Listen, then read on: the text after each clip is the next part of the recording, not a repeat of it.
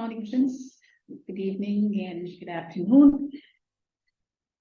I welcome you to all to this new week of this 40 days meditation, oneness meditation.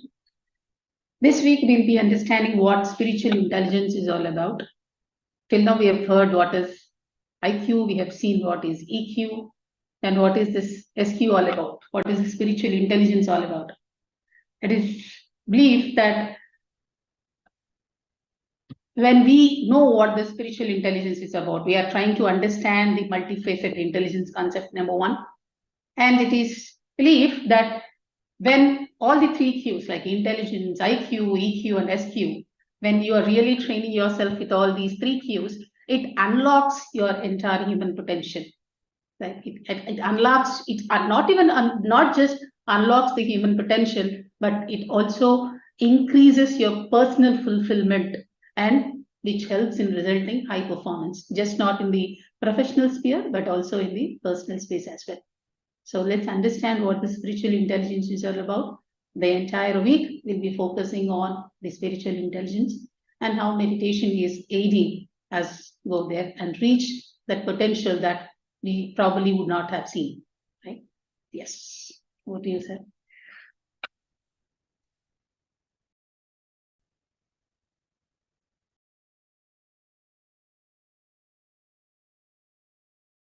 Yes, let's play the video. Sure, sir.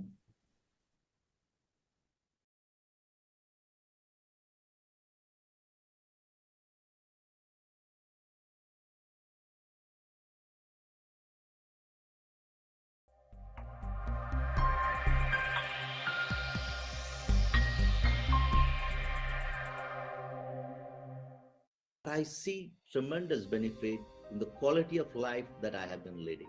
And that has been an amazing experience. I believe I am a work in progress. I don't think this meditation is going to stop at the end of this 40 days. I think it's going to be there till the last day of my life. But I think meditation, in my view, helps us to get that perspective of distancing from the problem. We can live without water, can live without food, but we cannot live without breath. Hence, breath is our guru. Ana-Pana-Sati Meditation is like an ATM. There is no place, there is no time. We can do this meditation anytime. That's how we call ATM, anytime meditation and any place meditation. I used to be also impatient, not able to hear from our team, was not able to listen to them peacefully. But these days, after so many months of meditation, even people tell me that I'm able to listen to them. I was able to give time to my family now. And I was thinking that, meditation is really miraculous. It's magic.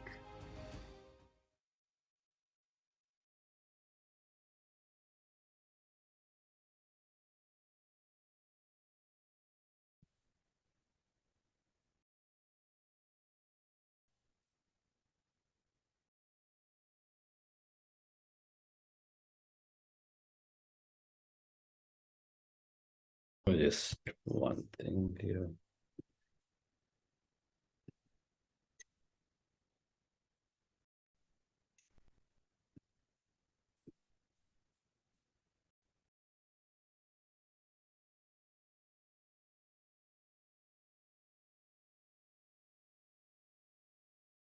Happy morning, dear friends and masters. Great afternoon, evening.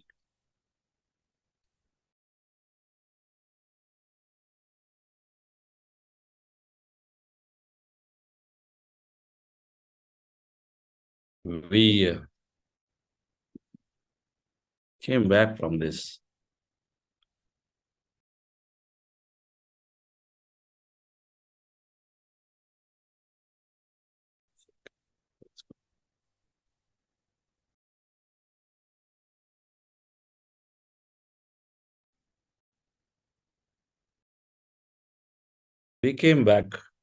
from this beautiful music meditation festival. Some of you were there at Pyramid Valley International.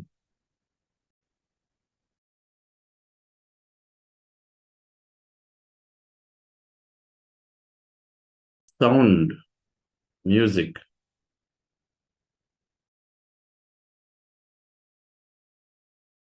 the closest to the consciousness helps greatly. Aids us greatly in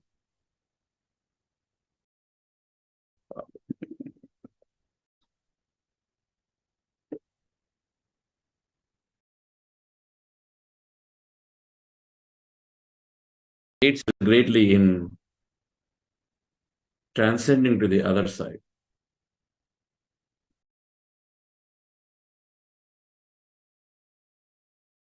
That unseen, ever expansive.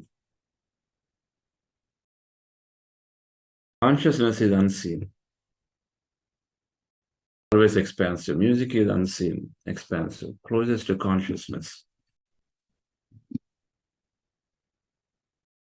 So we utilize that every day in our meditation. But these meditations were just amazing. Go to Pyramid Valley YouTube channel, PMC Valley.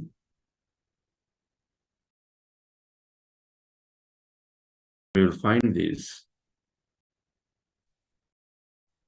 Perhaps we're going to use many of these wonderful meditation musics in our Akhanda Dhyana that we'll have, our intense meditation program. But one must experience this classical meditation, that music-based concert that goes on, music meditation goes on in pyramid, mega pyramid. They help us deepen our experience. They help us accelerate our journey towards consciousness. They help us go into thoughtless states faster. They help us experience that energy states faster, receive tremendous amount of energy. But there is a great, great place to be in, meditate. The musicians, the life purpose is to produce that music, create that music. So they're putting all their energy into it. Doing it for a purpose of meditation. Now it changes slightly the equation. Doing it for entertainment is different from doing it for a meditation concept.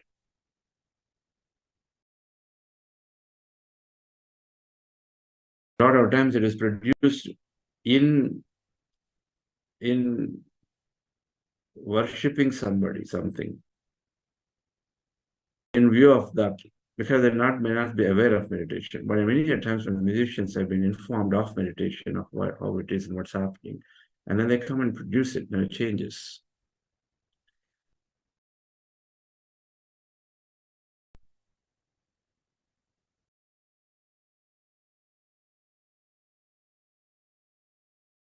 That's why when we are playing music, we're trying to play music which is coming from spiritual masters as much, where the intention of producing it for meditation purpose.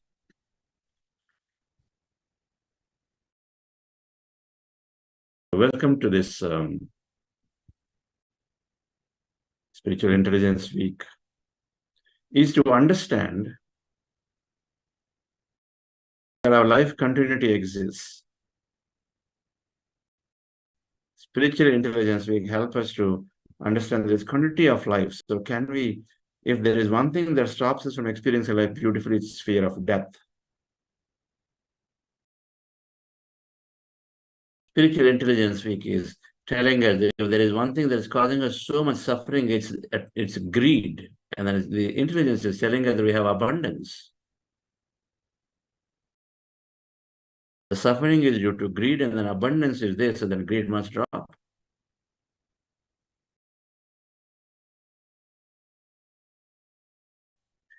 Spiritual intelligence is telling us that we're always complete, whole. That attachment to something, and we have infinity, so the attachment to something is one of the biggest reasons of suffering, and intelligence is telling us you're complete, you're whole.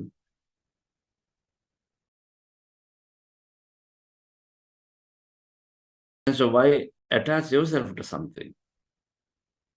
Why hold on to something? The intelligence tells us there's infinity of experience. Then why are you limiting yourself with one experience? Why not other?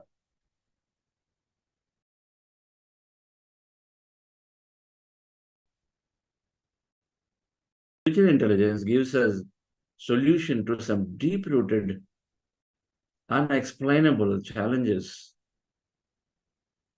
It gives unexplainable problems, that it gives answers to unexplainable situations. Suppose somebody is asking you to travel to a country and do some work or business or whatever, then suddenly you start shivering. You don't know why you're doing it. The very, the sound of, let's say, the travel, you have to do air travel. The very thing of thought of air travel makes you feel suddenly too worried. You're shivering. You are suddenly some kind of fear kicks in. Don't know.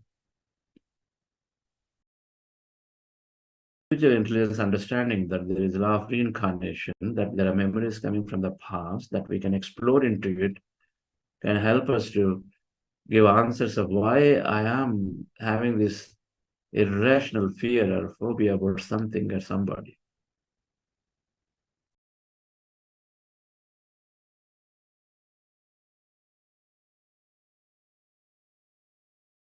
Spiritual intelligence is understanding the laws of nature. If there are laws for us, for every little house has rules, a house has laws, guidelines. A community that we live in a compound walled gated community, we have some common guidelines and rules. If a nation has it, then we in the same level expand our thinking to say, oh, there must be some laws that govern this nature.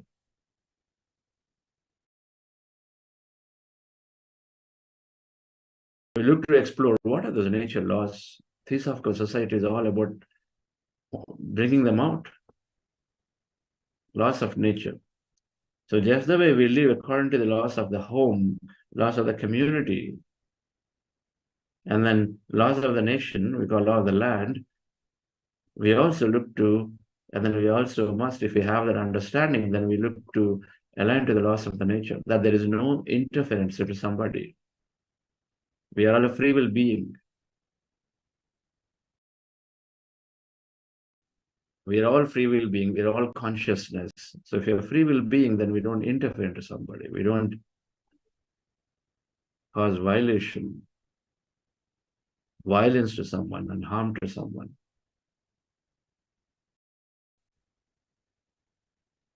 We are been understanding in this program, of course, some of it we've been touching upon. When we understood the quantum field in the week 3, we touched upon some of these aspects. There is any possibility exists that you can aspire for any possibility. It's called the infinity. And so we don't limit ourselves. So the idea of spiritual intelligence is to explore or understand the laws of nature, of how this, and it can be divided into the nature of personal reality, nature of cosmic reality. How are events and situations created? Is it merely explainable from the world view, or should the view be elevated to know more? Somebody who's been always donating, gifting beautifully, it does so much of donation, so much of good work for the last 40 years, but suddenly loses everything. Suddenly loses everything.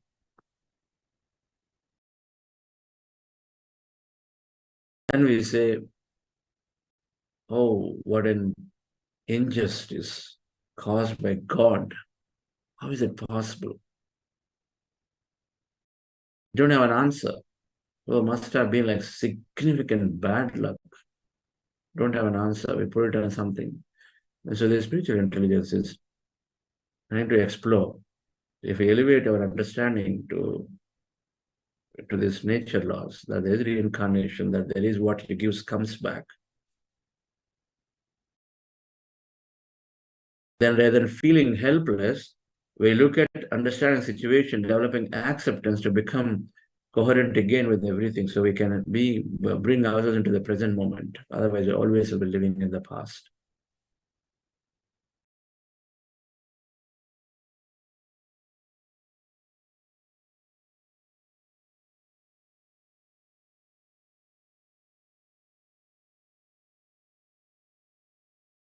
Spiritual intelligence is exploring everything about this invisible, simply speaking. Exploring everything about the invisible field that is out there. How big is the invisible field? Nearly all of whatever exists, 99.99999%, nearly all of what exists. We explore only this 0.001% as what we know of, and then we feel they totally are there. And so if we recognize that 99% is not known, and if we can know about it, then how much more I can know, I have more experience. So an important part of our program is to give some pointers during this week, so that we all can go about from our practices to explore, depending on what our interest is, because it's 99.99%. It's practically what we know is so little. What out there must be so huge. We can go about exploring it. We also introduce this concept. Part of these principles is we consolidate and call them spiritual scientific mindset. And we wish that every leader, every Buddha Siva, every individual is a Buddha Siva, develops the spiritual scientific mindset.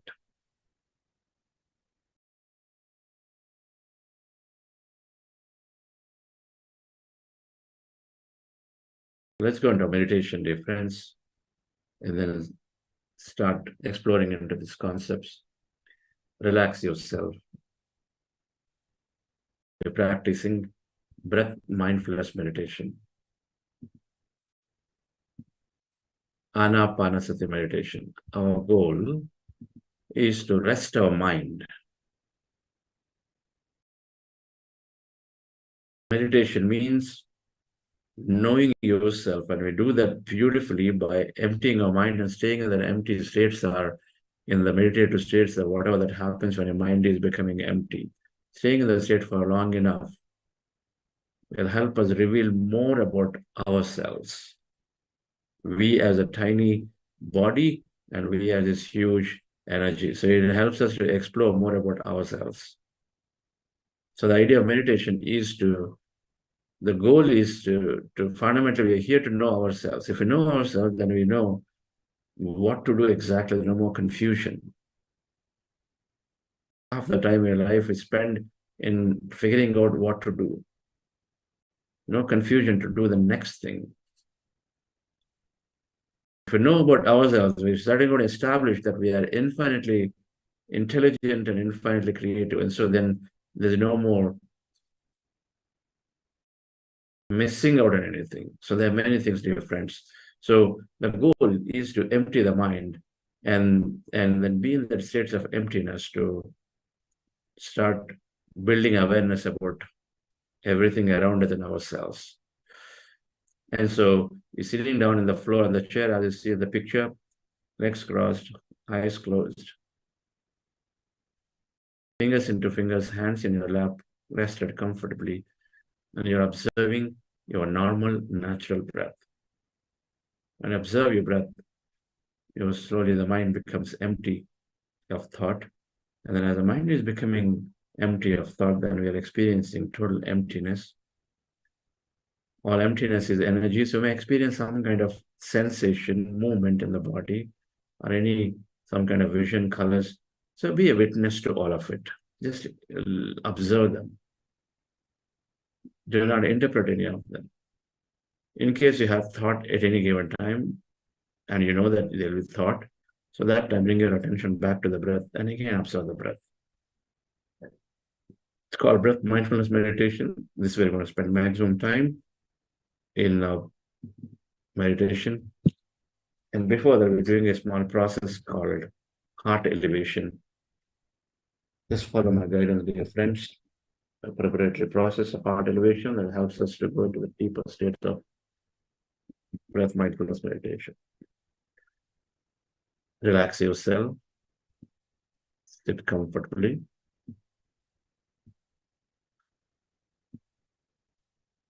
With your eyes closed.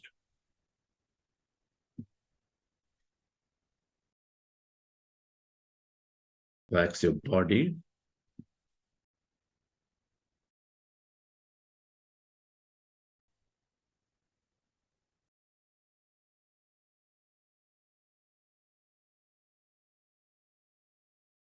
Scan your body from head to toe.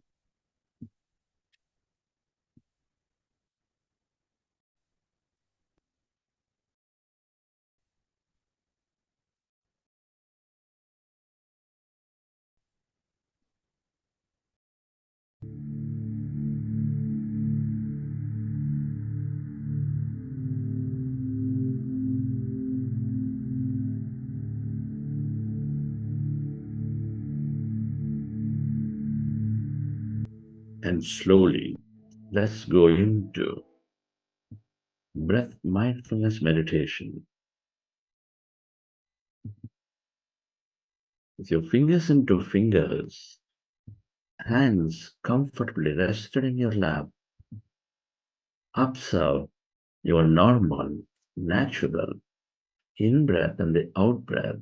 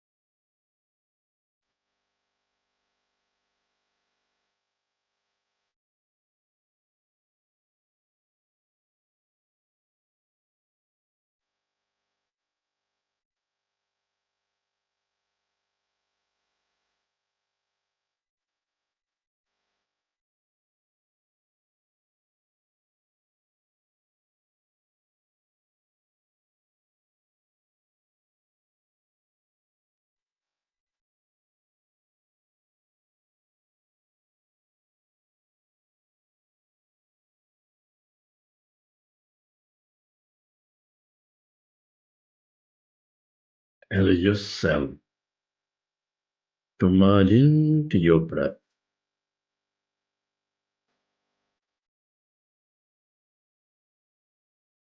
And allow yourself to slowly become empty of all thought in your mind.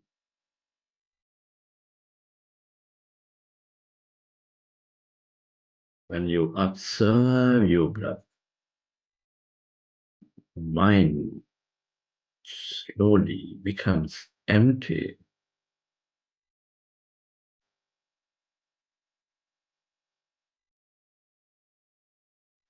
Thoughts are natural.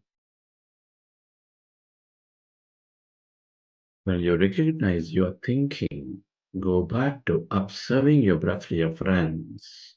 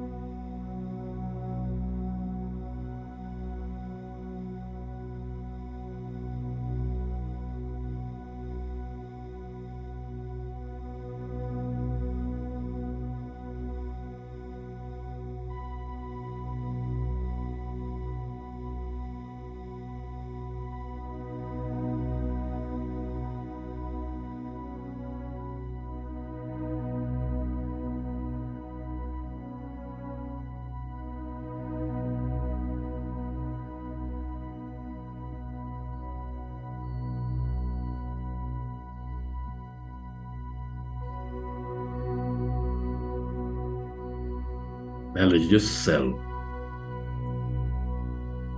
to merge into the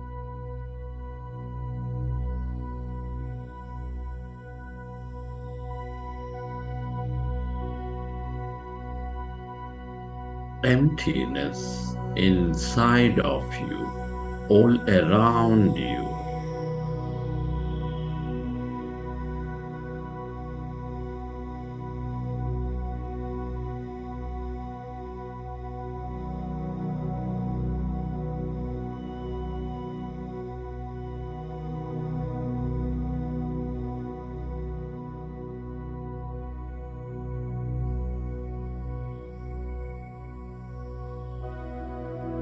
Become aware of that emptiness, where there's no body, where there's no thing.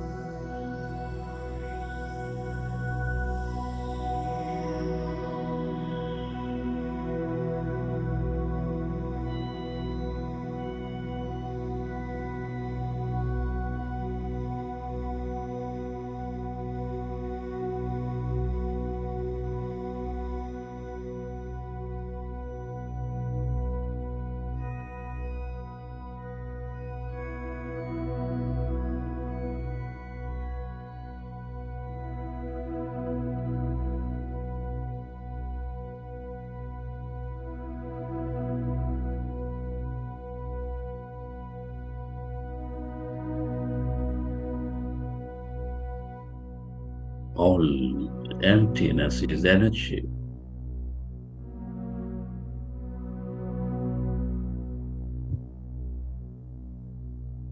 This is the quantum field of energy.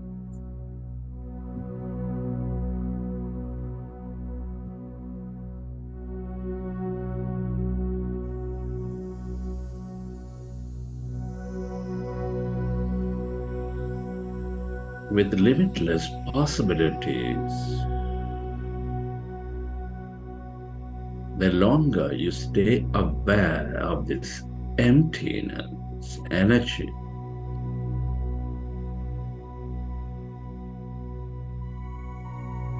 the more creative you become, the more open you become.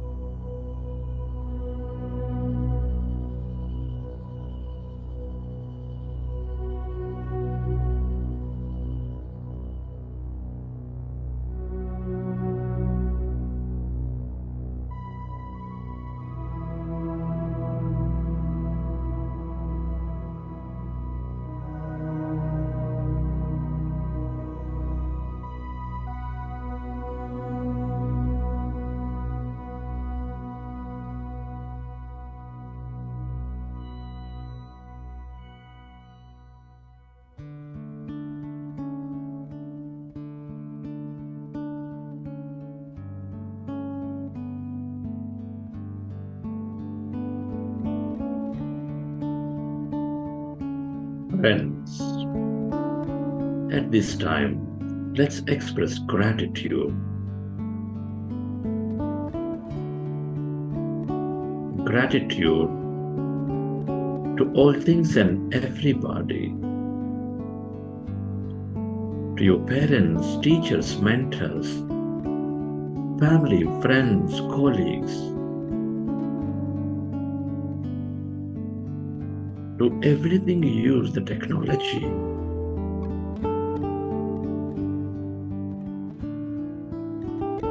the system, the governments, companies, to the grand nature, the bird, the fish, and the animals.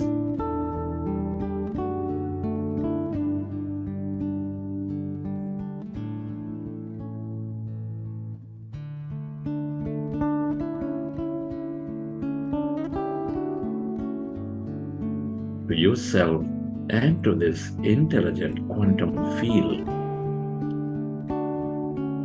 for allowing us to experience so much more in this life. Gratitude with a high state of receivership.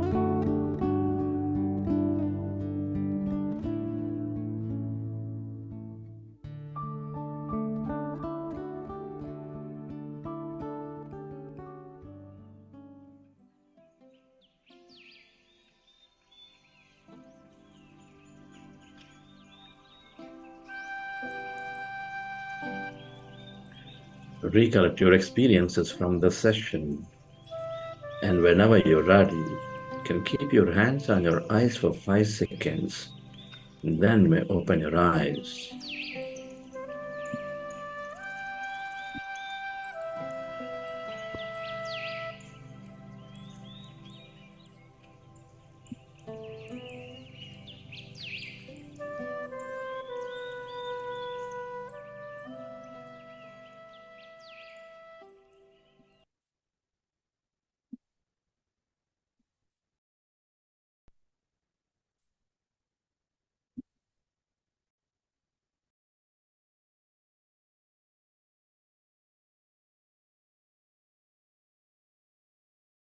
Okay, dear friends.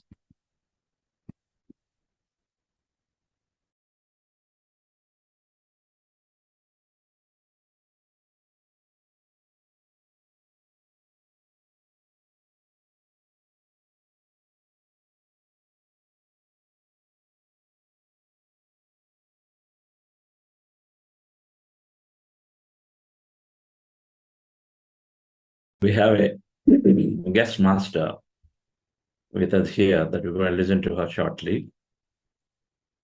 Madhu Gajala from Germany.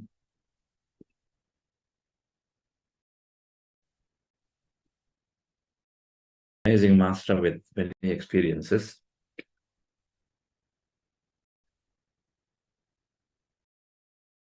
Before that, let's develop a little bit of understanding on the spiritual intelligence.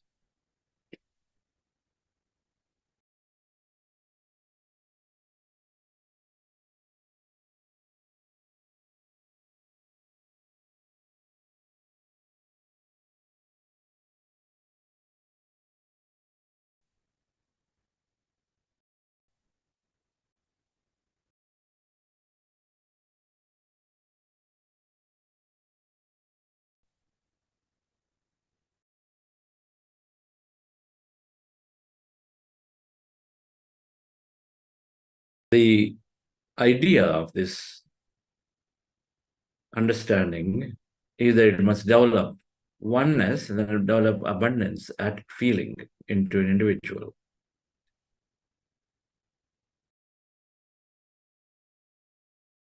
Meditation is making us experience these concepts.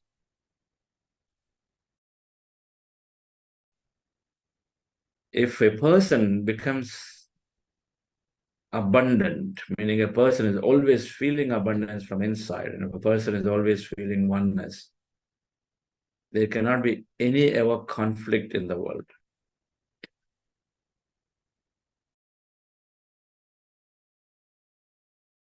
The question is there a path? And then this is the path that we're going through.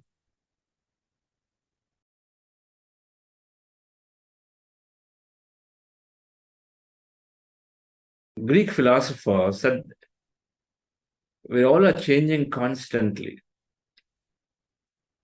No man can step into the same river twice because it's a new man and it's a new river.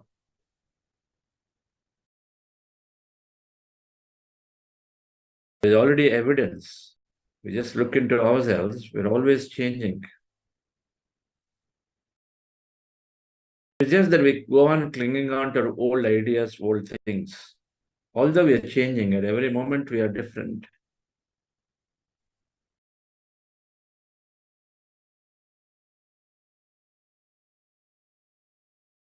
We are never in the moment to see that we are changing. We are holding on to the older moments while we are, suppose I feel very angry. I express that anger on somebody with enough words.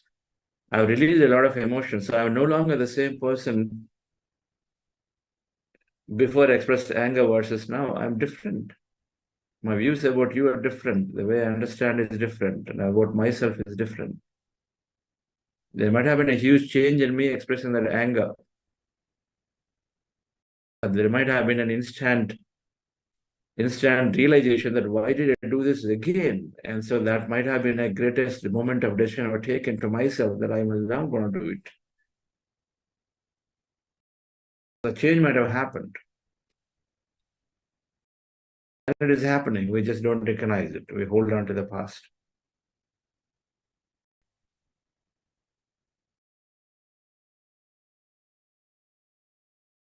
What it's saying is that we are changing forever. We're infinitely different every moment. So why hold on to anything?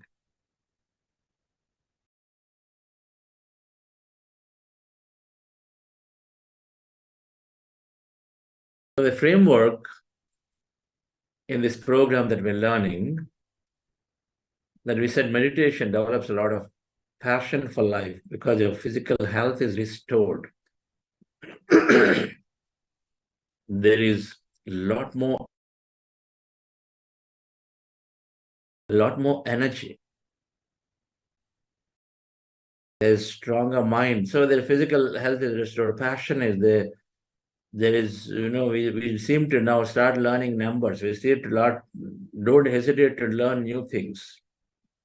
Growth and development is there. If your learning is there, new experiences are there, more satisfaction, more growth. There's no learning, there's no growth. If growth is defined as a set of likable experiences, then experiences come, knowledge or learning is precursor experience. So learning needs to be there.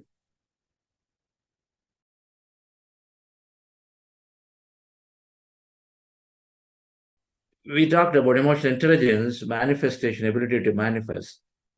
So spiritual quotient is fundamentally, the more we understand this, the more meaningful our life is going to become and the more we contribute to make a difference. Because the whole idea of spiritual quotient is saying that it's got, everything is there with you, so don't go on greedily looking for more and more. And then you're not very different from somebody else, so don't try to separate yourself.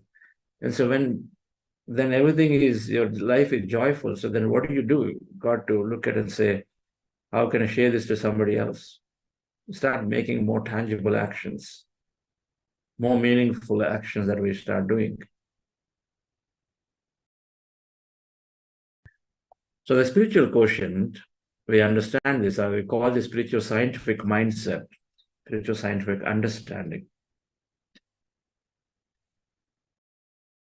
First tenet is that everybody is inside me. There is unlimited potential in me.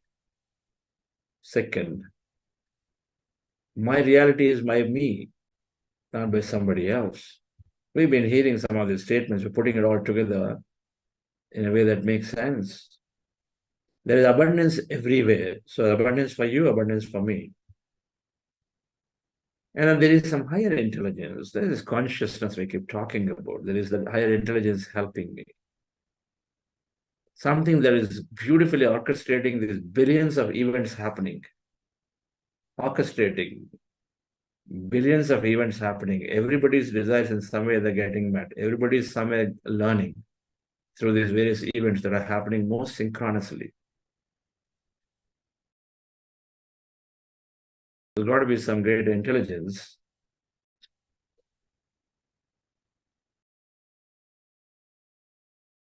There is some higher intelligence helping me.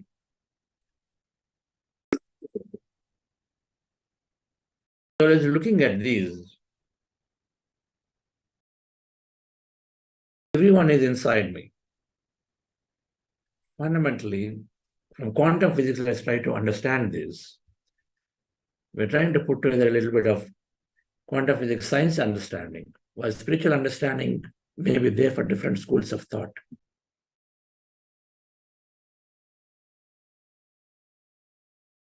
What's the quantum physics statement? We are less matter, more energy. The 99.99% emptiness, 0.001% matter.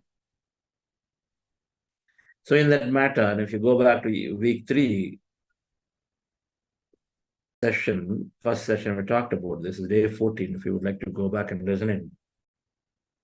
Day 15 session. So we are connected. When we are energy, by default as energy is wave function. So by default, we all are connected in the wave, in this field. It's called quantum field. And we're all connected as one because we're all energy. By default, we're all energy, so we're all connected, interconnected to each other. So if we all are connected, and then we all are this one big field. You are that field, I am the field. So I am with you, you are with me. Nobody is separate from each other. This is a philosophy that Adi Shankaracharya talked about, that Jivatma, Paramatma are there, two separate things, but then they're one. They're not separate. They're all one. Many people didn't like it. How do we know all of this? We experience it. When I come out of meditation, do you feel the same level of frustration with the other person? He is slowly disappearing, melting away. Why is it so? Did I ever feel there is a huge connection that I felt like I am the whole existence? I'd like to ask, how many people here felt in their meditations at one point or the other that they are much bigger, they are this whole, they are like this light, they are this something that is unimaginable, undescribable, that they felt that way? Please write in the chat if you felt that way. That you couldn't describe what you're feeling, but you're feeling that you are something much, much larger.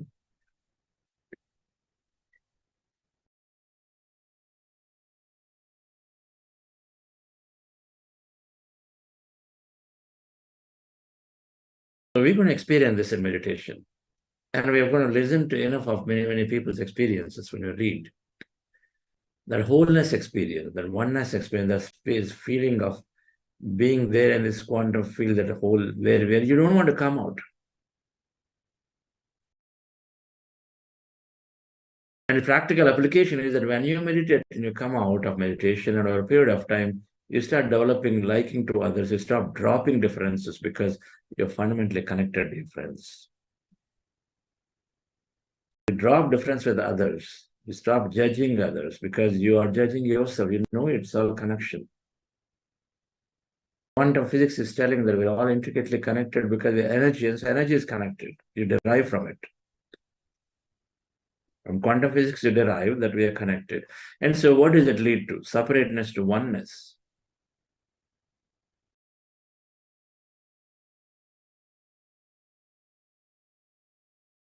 It would be great to hear how many people start feeling the same thing, that we reduce differences, we reduce complaints. Reducing complaints means that we no longer feel, do you complain about your children? You do, but then you, in the deep inside, you always are going to go back. And then there's no separateness that you feel with them. The same thing that we start developing with everybody. That's the whole idea. Everyone is inside me because we're intricately connected in the quantum field of energy as one. That we experience every day as we become the quantum field. The second principle, the tenet, is that the field has infinite possibilities, so unlimited potential in me. This is the property of quantum field. If all electrons, neutrons, protons, they all are energy, and so they all are connected, and they all are sitting there as energy, waiting to happen into physicality through somebody's observation. A combination of these electrons, neutrons is what you call an experience that you're having as a physical event here.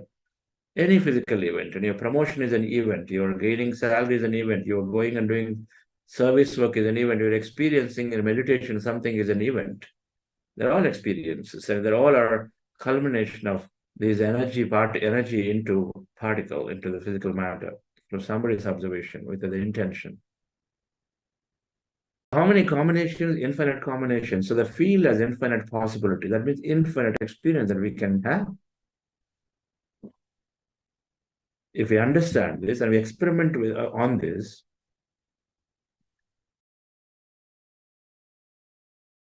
and we come to the conclusion that there isn't anything that's not possible. Our life has always been that way. We have been so many experiences.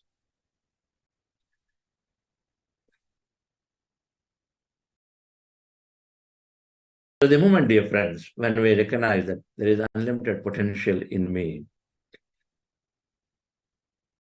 then we stop attaching ourselves to a specific experience, my thing. That attachment disappears. We become very creative. At workplace, become very creative, innovative. We no longer hold on to one old idea, old thing. Oh, that is the way to do it. We did it 20 years ago, it worked great, do it now.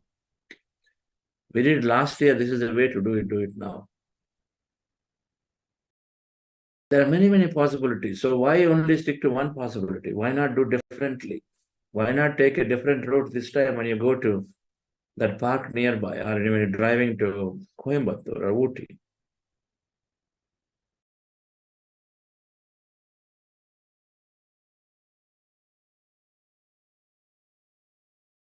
Because the moment you recognize infinite possibilities, dear friends, we leave past pretty quickly.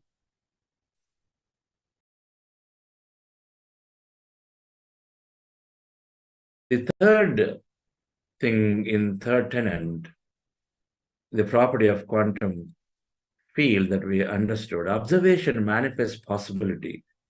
So this is thoughts create reality. My reality is by me, because the quantum physics is saying observation manifests possibilities. The double-slit experiment, energy became matter.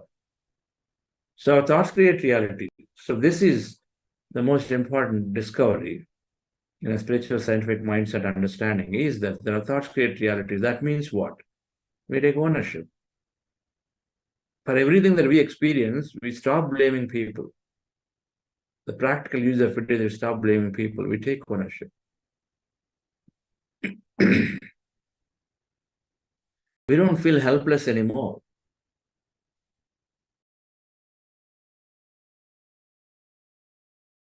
We don't feel helpless. We take ownership. We feel that I can do it. So you have a lot of intention, a lot of passion, but then you never feel that you're alone, because you never feel that you can't do it, because it's all with you. In the previous understanding, there is infinite possibility. So what you're looking for is also even the tall possibility, but it is possibility. So you have the hope. And then why do you have the hope? Because it's in you.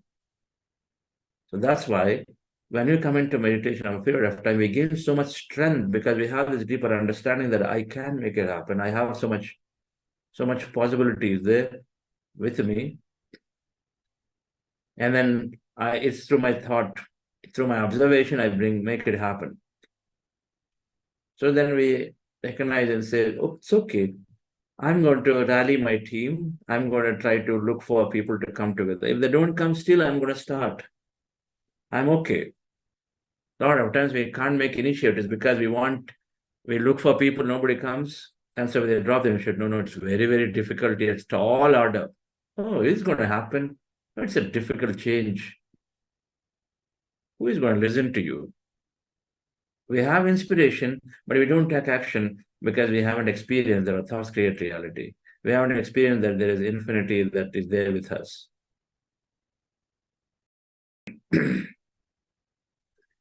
So we take initiatives. We are okay if people are there to help us. We are okay if they're not there to help us, but we still go forward in life.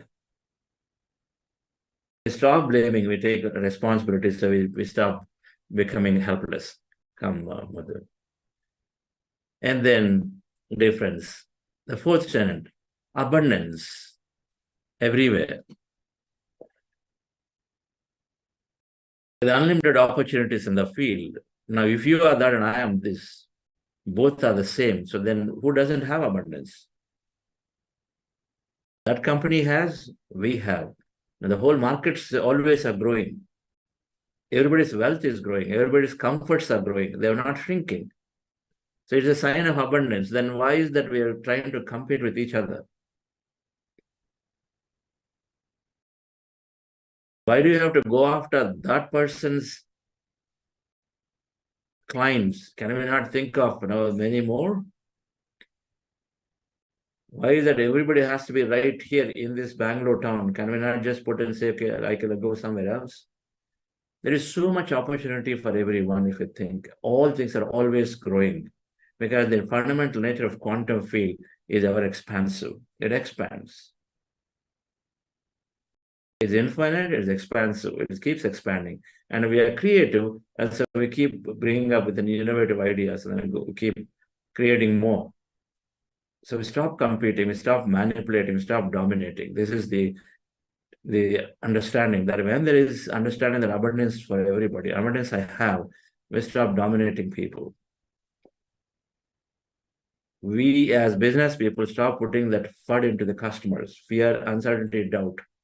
Well, what do you do with the salesperson? You go there and then say, you know what, that client, I think their board members are resigning. The CEO has some family problems. I'm not sure whether the company is going to last. Why do you want to look at them? We try to install fear into somebody.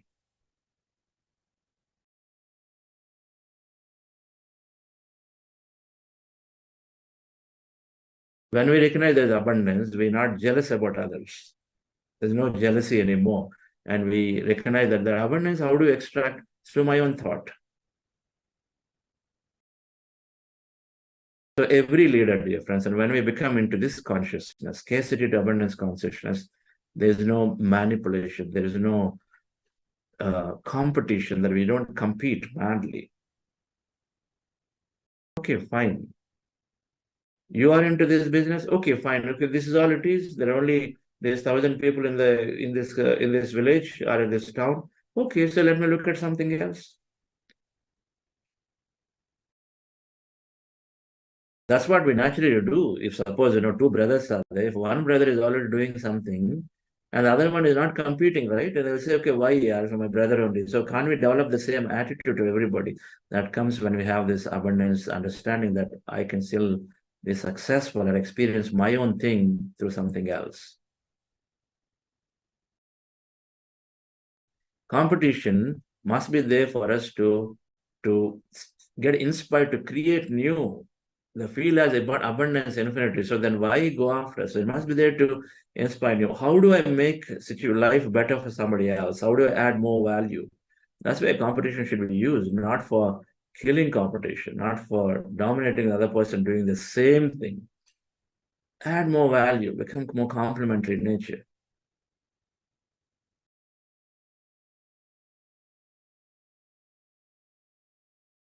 The last thing, dear friends, that we're looking at is that field. Now, this is where the whole intelligence that we're talking about, the consciousness is intelligent, powering, created an intelligent human body. It's not a random existence. We talked about this before.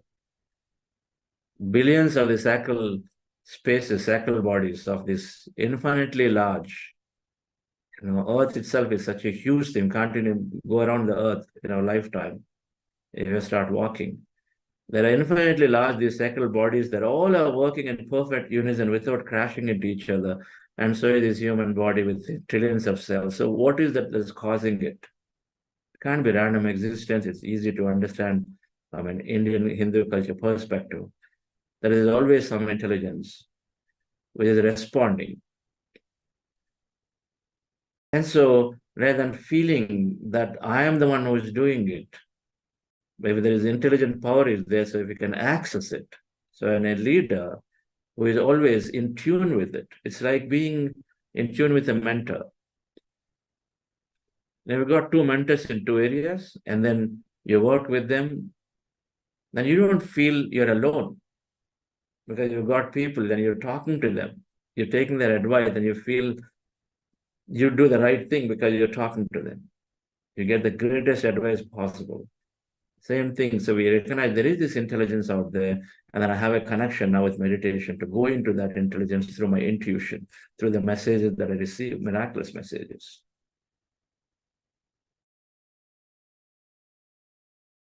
I want to get into the best university. I don't know where to do. I need some help. Who will tell me? And I'm in this remote village and I don't have any contacts.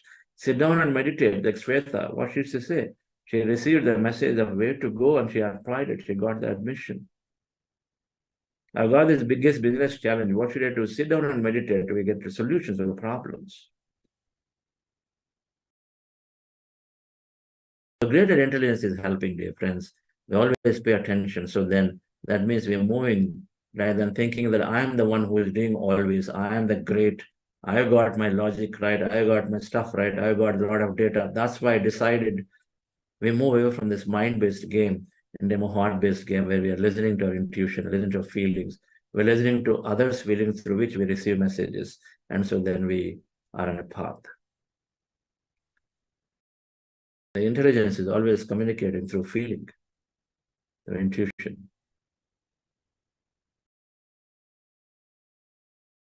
So these 5 tenets, if you understand, dear friends, and then all through the property of quantum physics.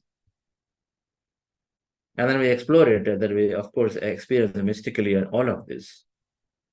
So separateness to oneness has to be there. Our old self is we are separate. You are separate, I am separate. Okay, I have some time, I help you. It's no longer that. It's no longer that. Now you are part of me. So every decision of mine is not only is good for me, but I also consider you by default. No decision is just for me. When there is a challenge for the company, I don't try to just save myself and then see how many people I can cut off.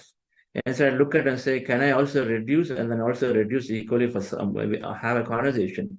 And then maybe all take a 50% cut rather than taking away 5 people and then rest stay away because I still want to protect my salary. Separateness to oneness will naturally come, dear friends. Trying to satisfy, trying to meet everybody's needs in any given situation. Fixed mind to growth mind, we become greatest assets of the organization, innovative, creative. Blame to ownership. Most important, the teams break because it's blaming. Abundance thinking, so we start bothering about ourselves. There's abundance for me, so how can I be more creative? Is you start thinking about yourself, then you're putting your attention on competition. You see, where you place your energy, there you place your attention, there you place your energy. So a lot of times I used to tell my team, let's not bother about what others are saying or thinking about us. Let's be worried about ourselves.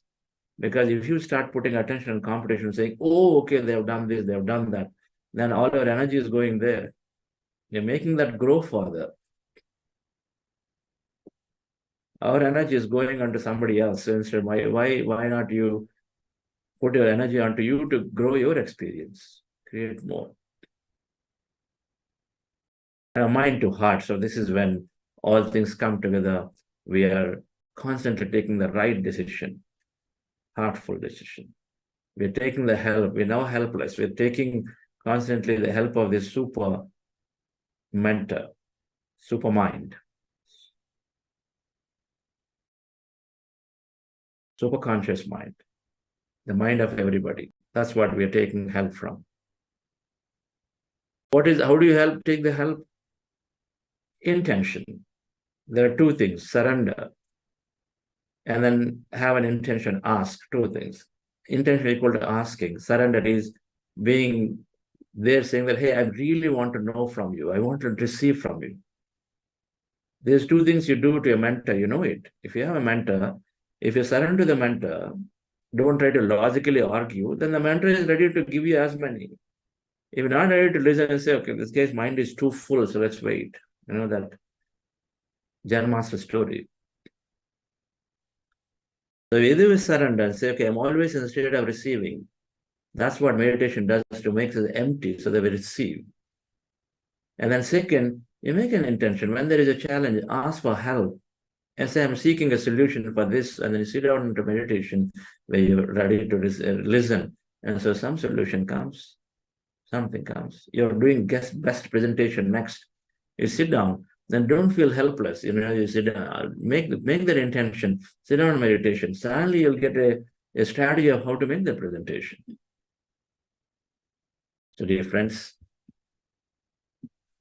spiritual scientific understanding of all these 5 tenets help us to become a greatest leader in running an organization business, running our life, leading our life.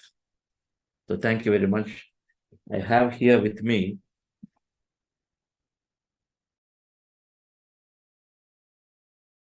Madhu Gajala. Some of you, I'm sure, have heard her. Few of you would have heard her.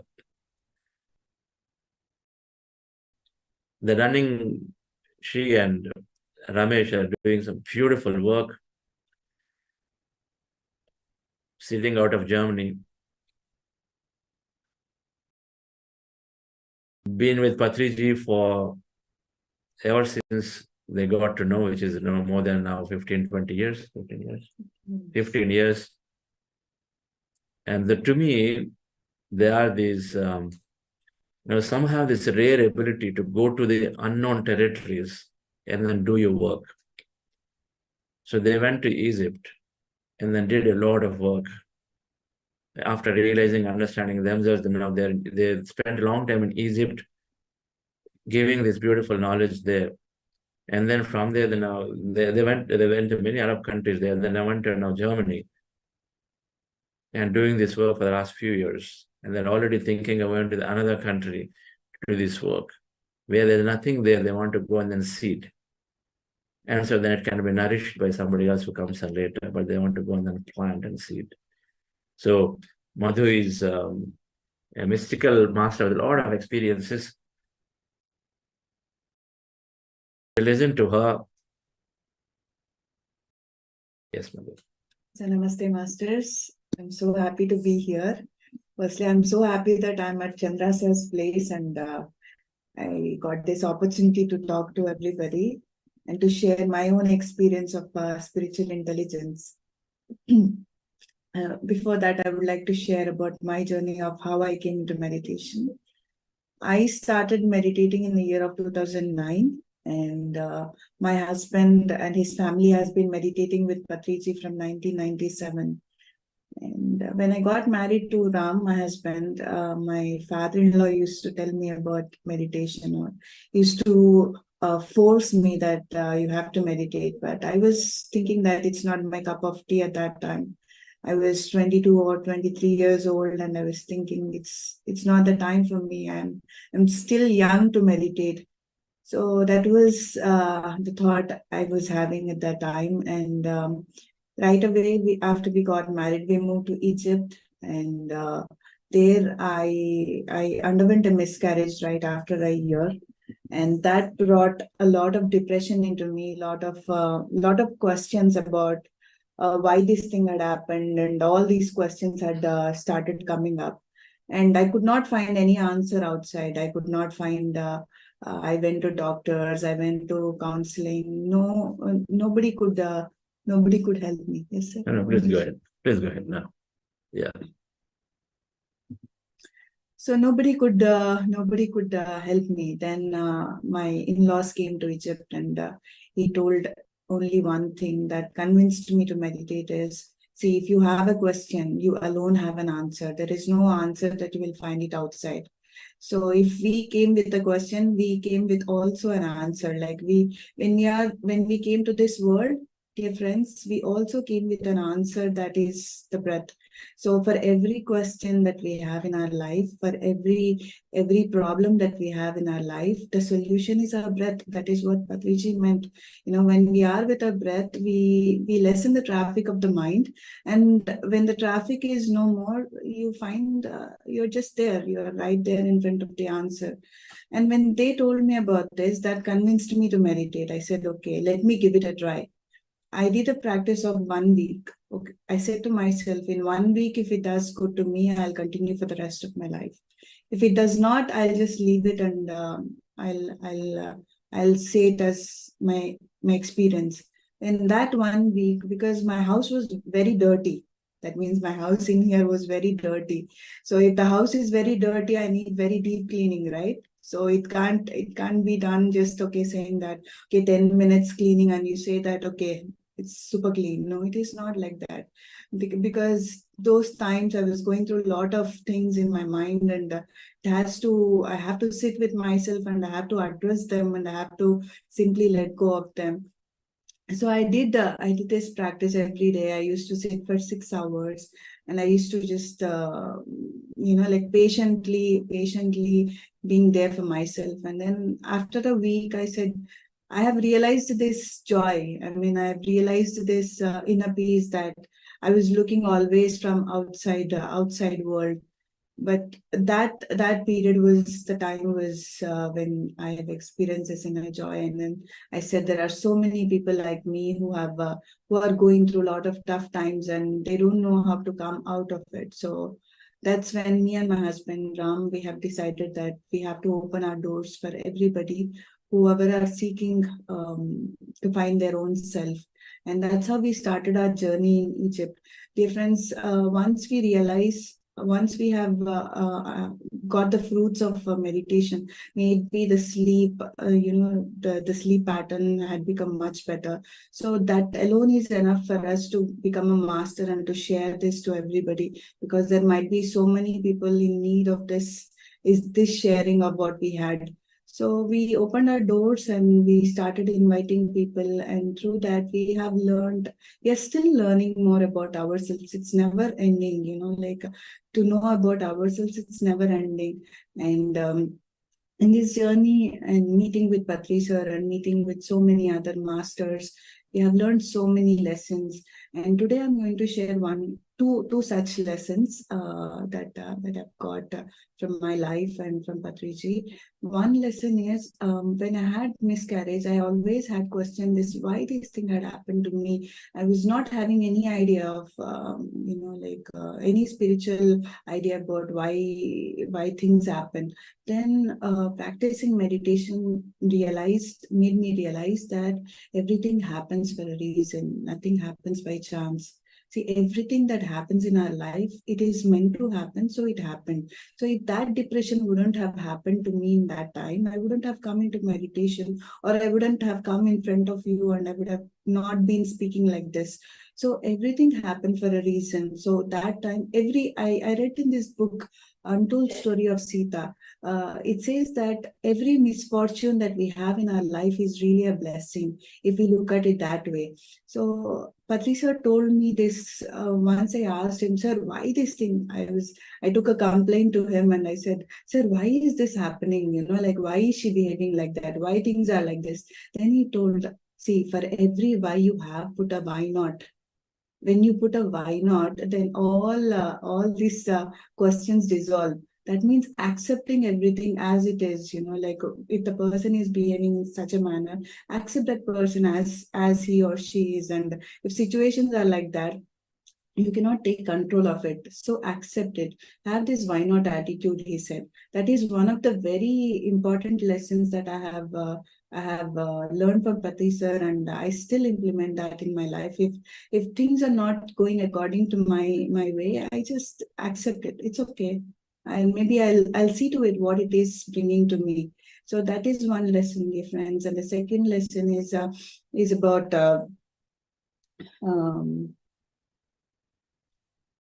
I forgot. 1 second. I was thinking, so it was in 2019. This is very important. It's speaking about the egos, because we think that we spiritual people don't have ego, but there is a very subtle ego that we do have. And this I have noticed it in 2019 when Patri sir had come to Egypt for a conference, and we hosted so many sessions there. And along with Patri sir, there were so many masters who have come from India to meditate inside the pyramids and to take a tour in Egypt. So it was the last day to leave to India, and there was a friend of mine who came in that group, and he got to know that I play singing bowls. So I play the Tibetan singing bowls, and he said to Patri sir that Patri sir, Madhu plays wonderful singing bowls. Why not we have a session at your room, and it's just 10 minutes left that they have to go to the airport, and the bus is waiting outside. So sir said, okay. Sir says yes to everything. He says yes to everything. He never said no. So everybody came to sir's room, and I also went to his room, and I took my singing bowls, thinking that sir will ask to play. And everybody thought that Madhu is going to play the singing bowls. And when I went there, sir started asking everybody their experience of the Egypt tour and everything. So when I was just thinking, there was so much of inner conflict, that why is sir not asking me to play the singing bowl, or why is we still not meditating? So that conflict was happening inside me, and then I'm sure Patriji have seen what is happening inside me, and then he made everybody close their eyes, and everybody closed their eyes, and now I thought, okay, sir will ask me to play. But then he did not. He said, he started singing. And then after 5 minutes, he said, okay, now open your eyes, take your bags and go to the bus. I felt very much rejected. Dear friends, we also feel very much rejected when things like this happen. Like if somebody is not, like looking at us, and we feel very much rejected. That is what happened. And very subtle ego came into me, and then thanks to again meditation, that it won't take much time to recognize that it is your ego, and it is not your true self that is acting like this. And later I went to Patri sir. I told to him that, thank you, Patriji, for breaking my comfort zone. I always think that you give comfort to me, but you broke that comfort zone so that I can recognize my ego. Then he said one beautiful line which rings in my ears all the time, is that, Madhu, I did not break your comfort zone. I want you to be comfortable in every situation. Come what may, any situation comes into your life, just be comfortable. Don't lose your comfort. Don't lose the cool. Keep the cool. We always get carried away when things are not going according to our way. So at that time also we have to be grounded, and we have to be balanced. And this is what is middle path. This is what is Buddha speaking about. Don't get too high, don't get too low. Just be balanced all the time. Any situation happens, just be neutral to everything. And this one great lesson that I've learned from Patri sir, and I feel very much happy to share this to everyone, whoever I meet, because this is once we implement this, being comfortable in every situation, life is already sorted. So this is what I wanted to share today, friends, and thank you, sir, for asking me to share. Awesome. Candid experiences that we share. we don't label that we are spiritual, we are this, we are that, I think then half the ego is disappearing. Because the moment we label something, then we have to be recognized that way, what to do.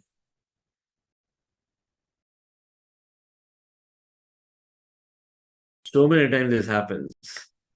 But that's why, masters know.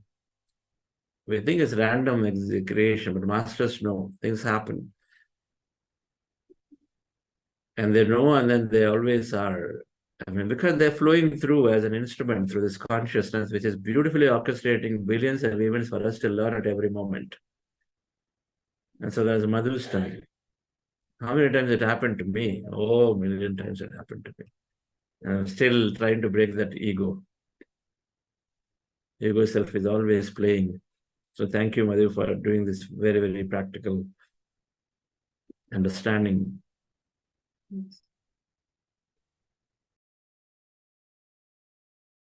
Yes, Lakshmi Madam, we have book club today, some announcements. Yes. What do you say about Madhu's experience, Madam?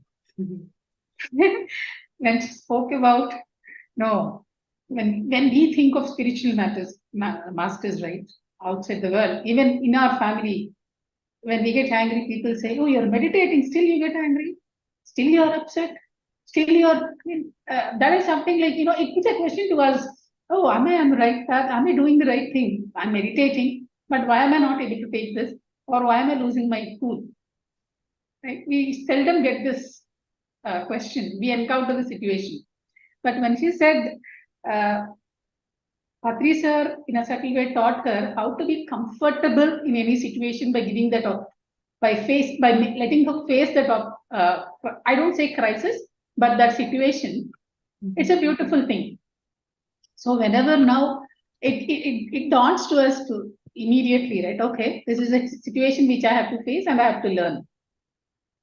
In that way, it's beautiful to listen from you, Madhugaru. Heard your singing bowl things as well. Wonderful. The cosmic magic with which you meditate, that is also wonderful. It's good. It's always good to hear to the masters. It's beautiful.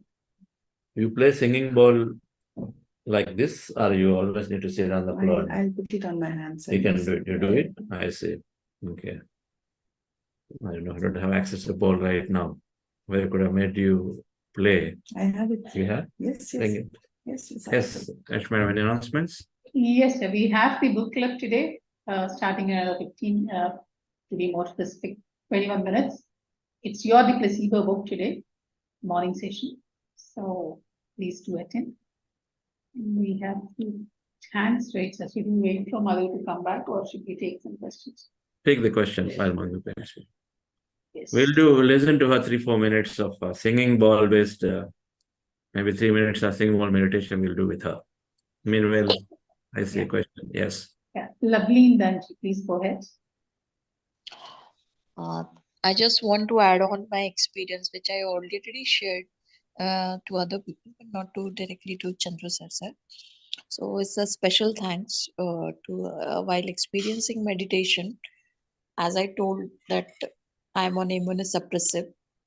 I got a cravings and all those, my sleep cycle, and so much of trauma in my life going on, and everything has been now almost sorted and settling down.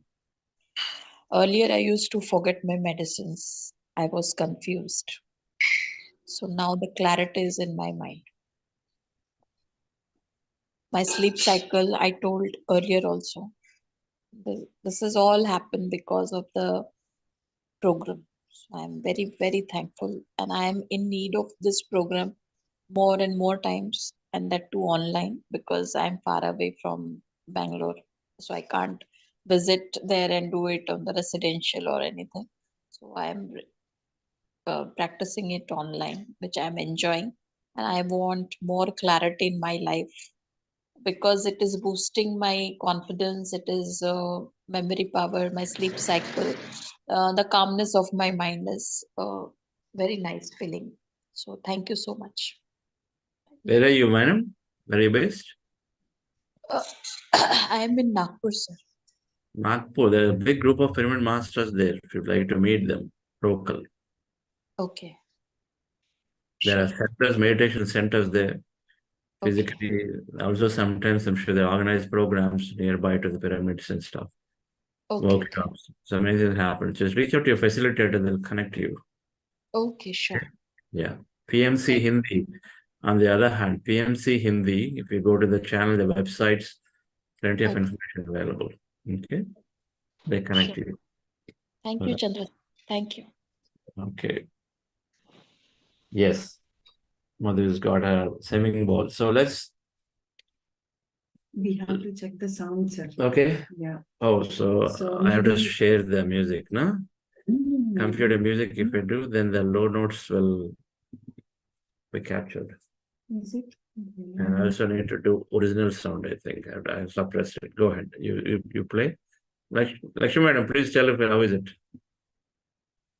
You play. Thank you. Right. It put it twice. Background switch. That's one. It is audible. This is not audible.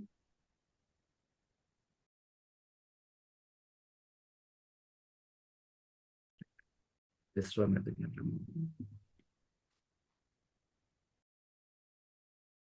No sound.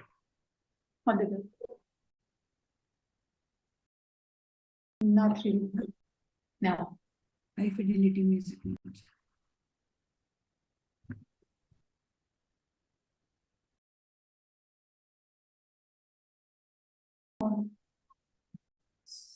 No.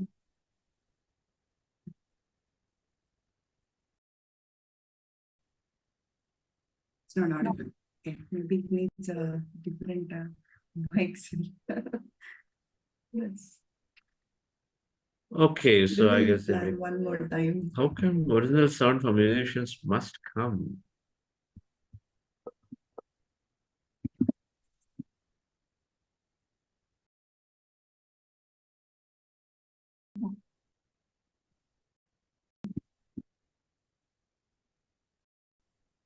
Wow, so with you being there, you're not able to get it configured. So many people struggle for Zoom. Yeah, this.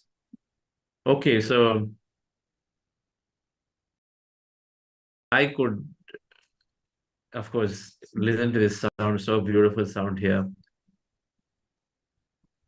But thank you, Madhu. Any questions to Madhu? We have another 5 minutes. Any questions to Madhu? You can raise your hand. Somebody said they'd like to relate.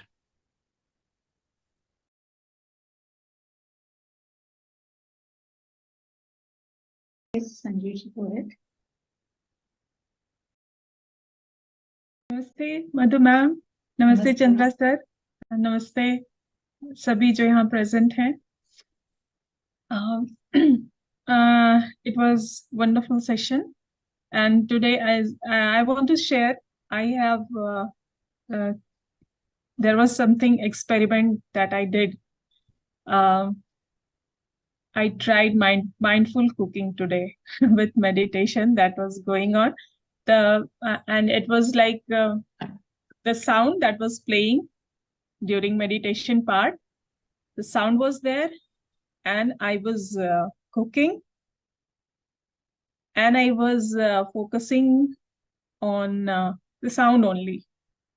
My hands was going on as like machine, and the sound was only. The first few minutes or few seconds, it was aligned.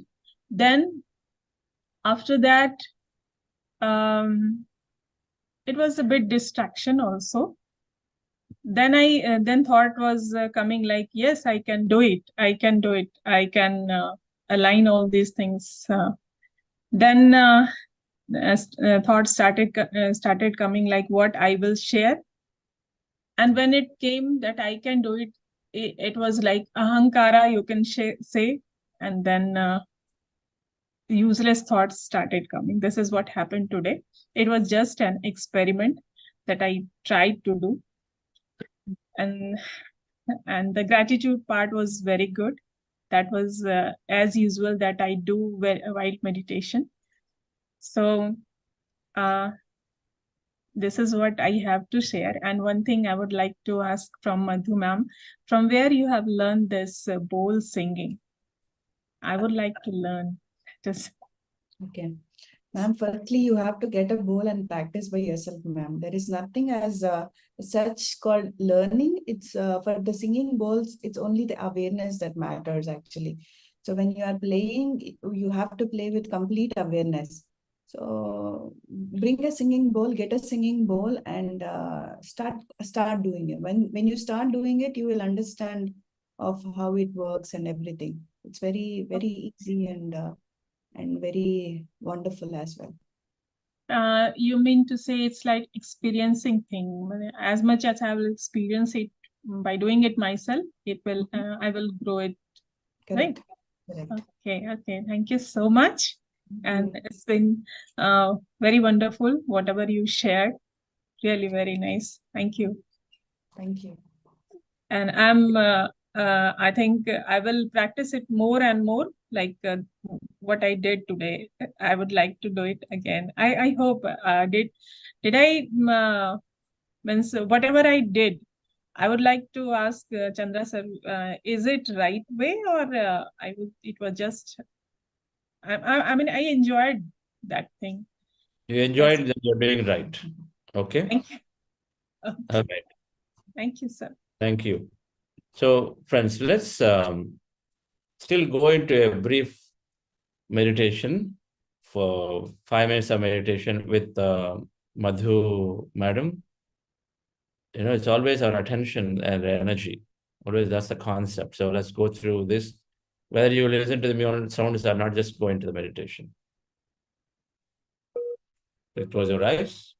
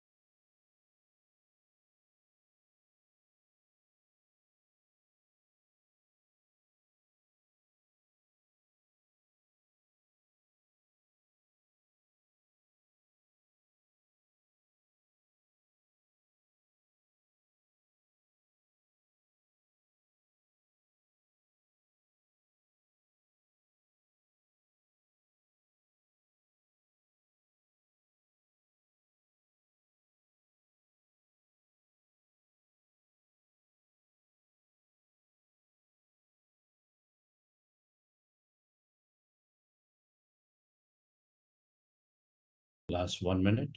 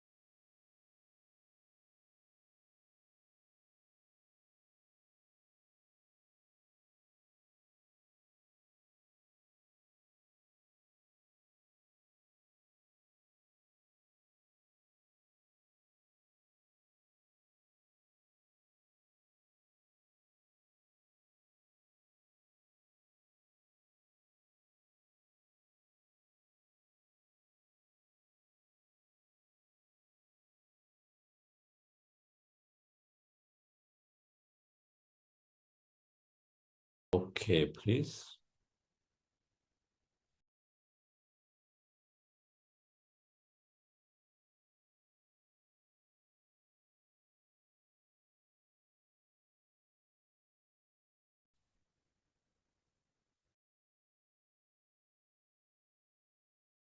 Thank you. Thank you, Madhu. So thank you, dear friends.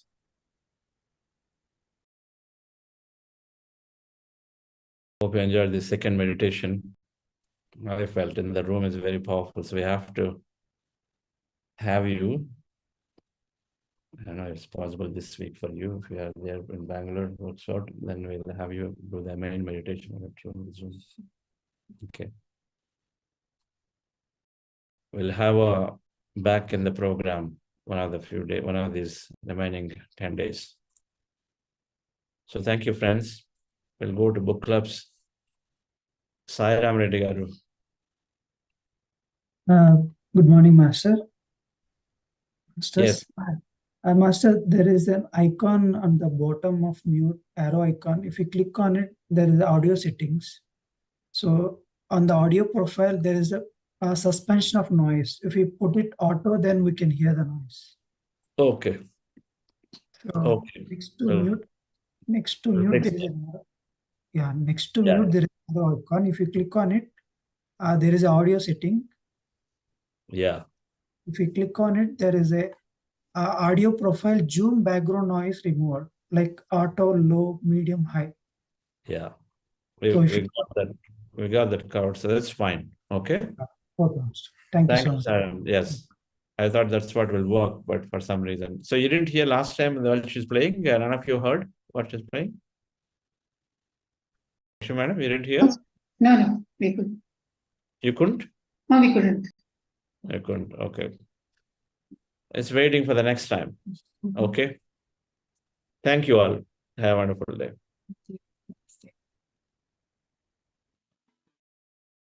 Thank you, Dheeraj. We'll meet you on tomorrow morning, 6 a.m. IST. Have a great time.